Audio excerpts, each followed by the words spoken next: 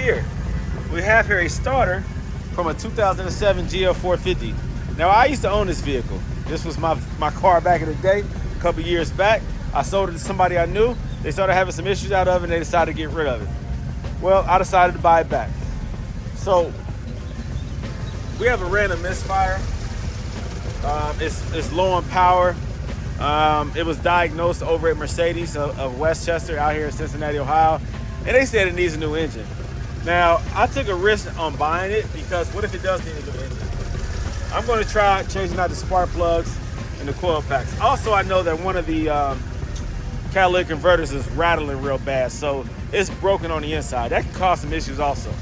So that, and then the starter actually went out. I drove it here, and then the starter went out. So I just got finished replacing the starter. The reason why I did not make a video about the starter replacement is because there is an excellent video that already exists that I actually followed on YouTube, and it was the more accurate video. This video was pretty good. It left out a few little tips, but I do want to acknowledge that YouTuber really did a good job in recording the process. And let me see if I can attach his link to my to this video somehow. If you don't see it in the video, check out the description, and I'll definitely have a tag for his YouTube channel or video, and you can subscribe if you would like to. So shout out to him. Thank you very much. But I did remove the original starter. It was toast. The reason why it was toast, actually upon discovery, was that this ground cable right here was fried, burnt, no longer making a connection. Not enough to draw the current. Actually, all I did was touch it upon removal, and it just like fell apart just like this. So it was all burnt up. And so I believe that is the ground. And without that cable, it's not grounded appropriately where it's going to do what it's supposed to do. I'm going to assume that that's what happened. If I'm wrong, my bad. Whatever this cord is, whatever this connection is right here, I'm assuming it's ground. But what if it's the positive? I don't know. Let me see here. I know this is positive. This is directly to the battery. This is your signal wire. All right. So that's hot. That's hot. So I'm going to assume that this is negative because it's exposed. I hope I'm right there. Anyways, this right here no longer provided conductivity, and it would no longer work. So this was done. I mean, can it be repaired? I guess, if you want to weld that back together. But you know, a new starter is less than $100 or about $100. So I'm not tripping. So this had to go. I got a new one installed. It took a little bit of time. It was easier to remove it, more complicated to get it back in because you had to really pay attention to how this power cable, from the battery was connected, the direction. That really plays a large part on being able to reinstall it. And this right here, the signal wire, make sure you run it the same way. Because if that cable, that battery cable is turned the wrong way, it's gonna be very hard to get the leverage and the space that you need to get it back in place. So that took me an hour and a half to figure out why I couldn't get this thing back in place. All right, a little frustrating, but all I did was jack the car up. I used jack stands. I already put them back up. I used jack stands. I removed this right here. This was one of the heat guards or heat shields that was in place. I didn't put it back. It was the very first thing I removed. So it's gonna be the last thing that I reinstall. So I'll put that back on there. I just got frustrated and walked away. I got the car started. So I'm waiting for the coil packs and the spark plugs to come, and then I'll reinstall. Well, I'll swap those out and see if that resolves that issue. Plus, again, that catalytic converter is rattling around, so it's probably an issue too. So these are all things that I have to do to get this thing up and running. Hopefully I can get this thing running smooth. The suspension is in good shape. These tires are bald. Previous owner needed some tires. Didn't take care of that. It's bald in the front, both sides. So I'll get that taken care of once again, man. I just want to give you guys a heads up as to what I'm doing and why I'm doing it. And for now, I'm not going to close it all the way, but I'm just going to get it like that. This used to be a very nice truck. I used to own this truck, 2007 GL450. It's a little rough now, a little beat up now, but I still have my 550. This one right here, like I said, I'm going to fix it up and sell it. You can hear a little bit of that rattling up underneath. Was that one right there? Right now you're hearing the misfire, but yeah, it rattles real bad upon startup, and if you hit it, it rattles. So, all right, I'm tired. What am I doing at this very moment? Well, I'm working on this 2007 GL450. So it had a very, very, very bad misfire to the point where it wouldn't hold idle. The car was actually taken to Mercedes out here in Westchester, Ohio, and they said it needs a new engine. So they also said that 2 of the spark plugs had oil on them, and so obviously they're not sparking. Did they test the coil packs? I don't know, but they said it needs a new engine, and that's pretty extreme, and it could be true. It didn't say anything about jumping timing. I remember looking at the packet that Mercedes gave to the owner, and it didn't say anything about jumping timing, but it did have some cam shaft sensor issues. There were some faults that came up when I ran my scanner on there. And I Googled them, and at the moment, without me looking at my other phone, I can't remember what those codes were. Maybe I'll take a look and I'll add those to the description, but it did indicate that there is some misfires. Of course, a random misfire, which is the generic P0300 code, but it was specific, I think, to cylinder like 6 and 7 and 8. And that's off at the top of the dome right there. So I did pull the spark plugs out, and this one were full of oil, and they were unburned, which means that they're not firing. I know that for a matter of fact. They're not firing. For it to be coated with oil means that they're not burning off, and for the tips of the spark plugs to be clear and not burnt indicates that they're not firing. So these are the ones I wiped off the oil so it wouldn't get all onto the driveway. But this one right here, it was very, very oily. This one as well, covered with oil. I wiped it off. These two have minor burn marks. This one has a lot of burn marks, so it's probably overcompensating, or it's just doing what it's supposed to do. But these two in comparison are very clean in comparison to these. And now this is the passenger side. These have relative normal burn and scorching marks like spark plugs do. These had a lot of rust on them, but that can happen with just moisture getting down there. That could be related to something too, I'm not sure. But these do have typical burn spark plug, used spark plug burn marks. These do not. So typically when you have a misfire, most people start off with just coil packs, and I could have done that. I could have just diagnosed it, pulled coil packs rather than spark plugs, and see which ones have no effect on the idle. The idle was so unsteady, and this car was neglected big time. I know the previous owner, and she didn't do anything to maintain this car to the point where the tires are completely bald, even ripped right there. Same thing over here, more or less on the outside. You have a lot of cracking, and bald, absolutely nothing. You see, this indicates to me that I know for a fact that there was no regular maintenance done to this vehicle that it actually needed in order to remain safe and stable on the road. So instead of just playing around with the coil packs, I decided to just replace all of them. I'm replacing all the spark plugs and all the coil packs. I already installed all of the spark plugs, and I used this to put them back in. This is I think a 5/8. Yeah, this is a 5/8. I use that to put it back in. To remove it, I use this tool right here.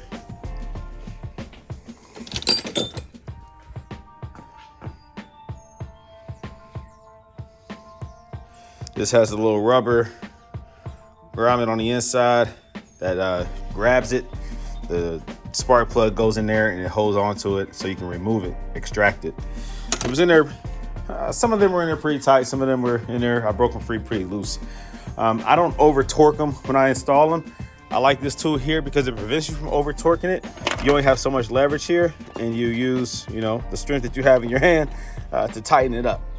With that heat, once this engine gets hot and then it gets cool, it will grab those spark plugs. So you don't need to over tighten it, but definitely don't under tighten it either.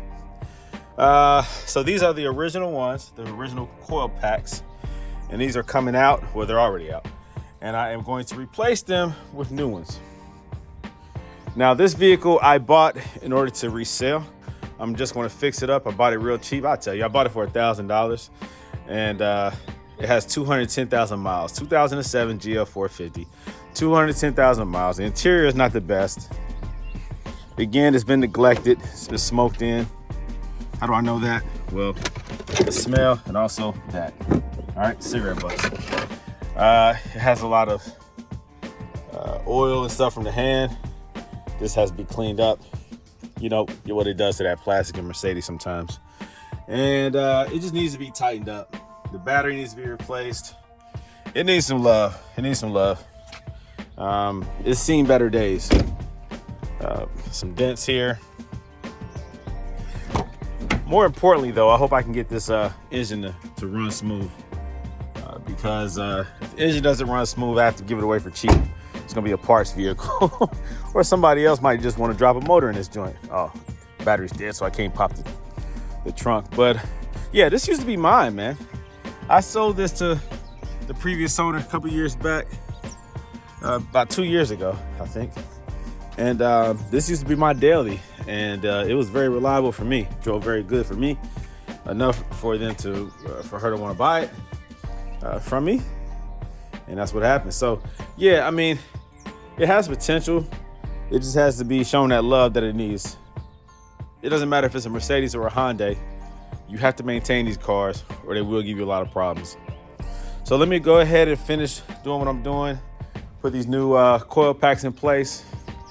And I really hope that fixes the issue and that it runs smooth. Sometimes Mercedes will diagnose it based off of whatever codes come up. And there's a lot of, not false codes, but codes that were relevant or relative to a certain condition that was temporary. Also, one misfire can cause a whole lot of other issues, right? Things can just pop up on a scanner that were momentary and not permanent or current issues. They can be related to something else. And so you have to kind of backtrack and resolve initial issues and see if the new issues are associated with that or if they're isolated. It's a little bit of a process. So sometimes Mercedes will, of course, hook up their star system and they'll see everything. You know, it doesn't even matter if it's a current code, it's a stored code. And so they will give it worst case scenario oftentimes, especially if they don't like you as a customer or if they're trying to make their quota, I guess, by the end of the month. They'll boost some of those services that it needs, quote unquote. A lot of stuff it doesn't need. Sometimes it just needs the primary issue resolved, and then everything else can be cleared actually, and it won't come back up again. That's just the name of the game. Whatever. That's just the name of the game. All right, let me see what I can do, man. Let me get these coil packs hooked up, and let's get to work. Let's see if it works. Let's see if it works. All right, so the battery is installed. Coil packs, spark plugs are installed. These are the new coil packs. Make sure you compare them to the old ones. Make sure you order the right ones before, of course, installation. Now I have the key. Oh gosh. Let's see what happens. I'm nervous. I'm gonna record this as it's happening. I don't want to explain afterwards. After the fact. Afters. Is that a afters? Afterward or after the fact? There we go. All right. I brought this so that I can see if the alternator is charging the battery. The battery had 13.7 volts. 13.07 volts. Or 13.6. I don't know. 13.2, 13. Whatever. Here we go. I'm nervous. Okay, it started.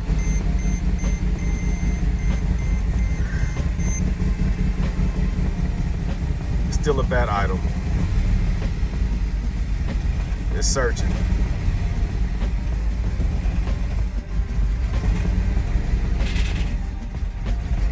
Showing battery light. Check engine light. It's still searching. Dang.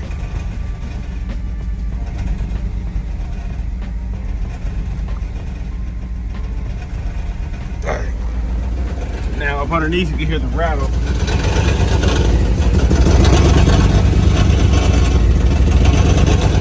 catalytic converter. If you tap it, it rattles on the inside.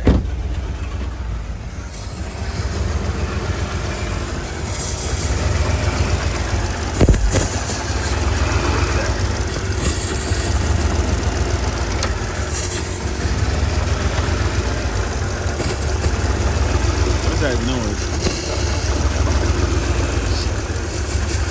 It's sucking something. You hear that sucking?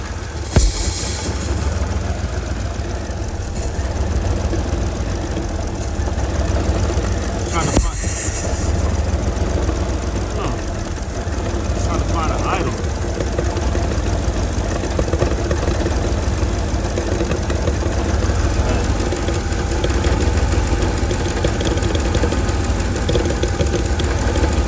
Very unsteady.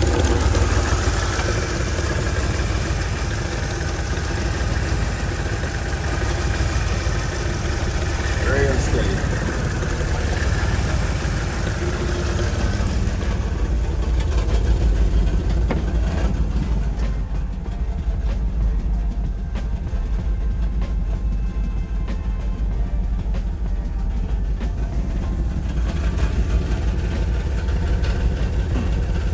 Oh, the battery light came on, so let me check to see if the alternator is charging, because that battery, like I said, had 13 point something, and so it really should be good enough. I mean, the battery itself was a good battery, but let me see. All right, so it's showing, let's see. So the alternator is charging, it is charging. It was, I think, 13.07 or 13.2, I can't remember. But for it to be fluctuating like this and staying above 13, the alternator is charging.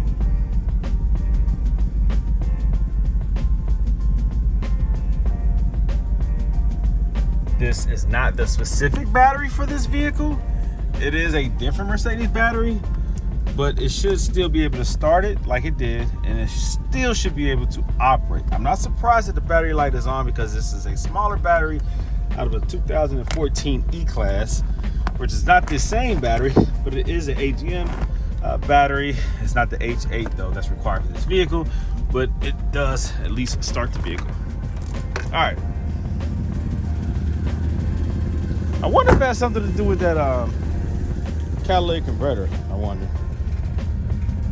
I remember one side of the catalytic converter, the exhaust manifold, the exhaust itself, the driver's side was cooler than the passenger side. The passenger side got hot pretty quick. I mean, this is still a better idle than it was, for real. I ain't gonna lie. It's kind of smoothed out, honestly. It wasn't doing this at all. I mean, it was horrible. So maybe it is a success to some extent.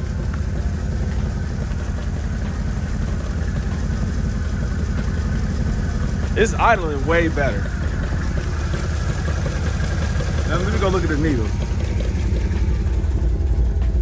You still have an exhaust. I mean, it still has a mist to it, I guess, but it's holding the idle. Sort of. I wonder if it has a clogged catalytic converter. I wonder if that is having an effect on it.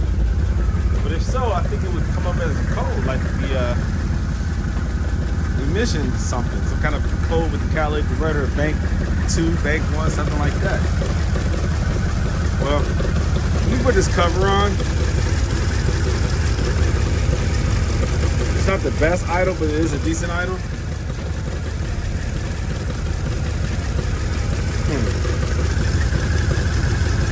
I bet this thing hasn't had an oil change in about 2 years either.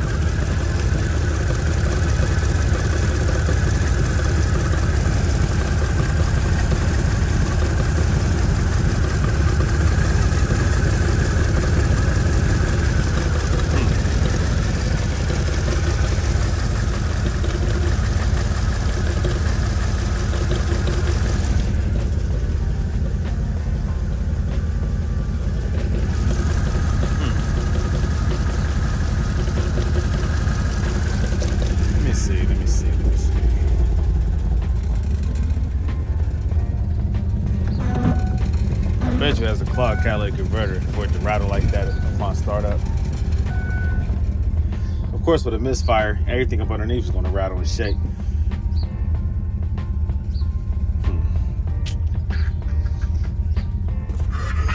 I'll put this stabilizer, strut bar, torsion bar, whatever back on there. I bet you these air filters are disgustingly dirty as well. I hate to put this back together without replacing those. I mean, I've already spent money on spark plugs and coil packs. This thing probably needs an oil change. How far am I going to go with this? Let's see. I don't know. I'll figure it out. There it goes. Boom, boom, boom, boom, and boom. So I just cleared it. Check engine light came back on. The car stumbled, and then these codes came back up. All right, so we have 4 and 7. All right, gave it some time, and now 8 also popped back up. So now we have the random, the 4, 7, and the 8. Well, that didn't fix the issue.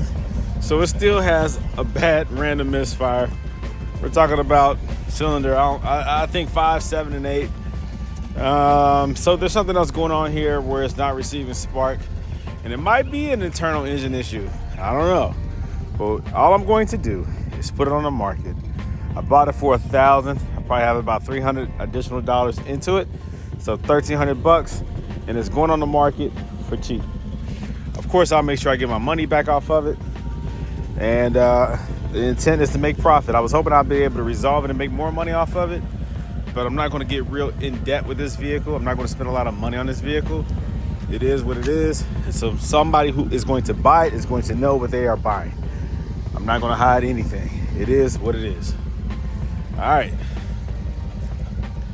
2007 GL450 on the market. Gotta go.